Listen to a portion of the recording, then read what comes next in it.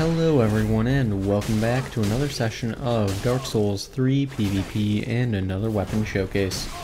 This time we are using the Murky hand Scythe, which was added in the second DLC. This weapon is one that is pretty decent all things considered, but as far as quick step weapons go, it's not the greatest in my opinion. That said, it's not a bad weapon and there are a few good things going for it, but we'll get to that in a minute.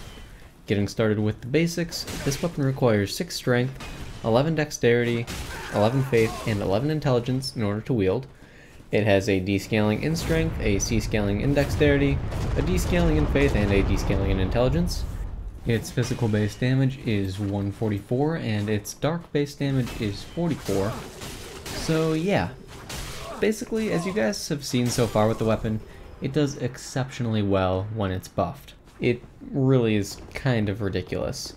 You'll see it a few other times throughout the video. I'll throw on a human pine resin. Of course, it would work even better with the Dark Blade spell buff, hex buff, call it what you will. It's a good weapon in its own right. And, you know, compared to other quick-stepping weapons, it's definitely not the best. But as far as the dagger quick-stepping weapons, it's up there. I would definitely say that it's probably one of the higher ones on the list. It has the exact same moveset as the harp, and that makes the harp feel just extra bad, basically. Because if you're going to give a weapon an identical moveset, identical look, and higher damage, what's the point in the other weapon? You know? I feel like it's just made the harp even more obsolete than it already was. It's a step up. It's what the harp probably should have been.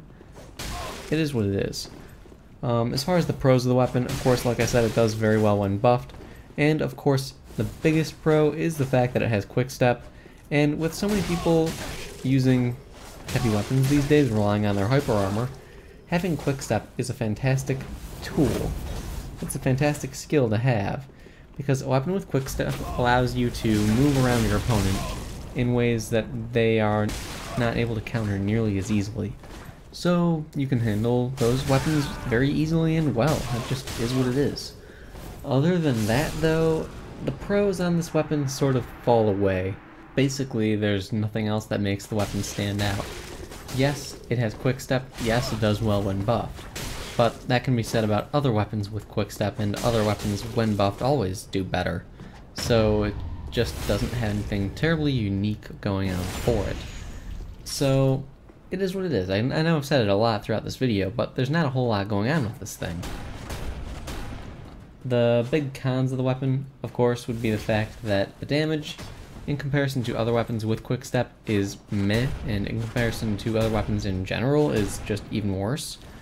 On top of that, if you're going to be looking at the moveset itself, the lack of actual attacks that deal thrusting damage is not the greatest. Doesn't really work all that well with a Leo ring. You can't really go for R2s and have those do its thing like, oh, say, a standard dagger. And really, that's about all that there is with this thing. It's nothing terribly special.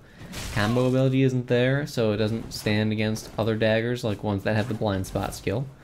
It doesn't deal as much damage as other daggers, such as, again, Corvian Great Knife with its combo ability and such, or even the standard dagger with the ability for that to work with the Leo ring and have quick step. All in all, it's just a bit of a disappointment. But anyway, that's all I've got for this thing. If you guys have anything that you think that I forgot, please feel free to leave it in the comments. I hope you guys found the video helpful in one way or another. If you enjoyed it, then please like and subscribe and all that good stuff, and I will see you guys next time.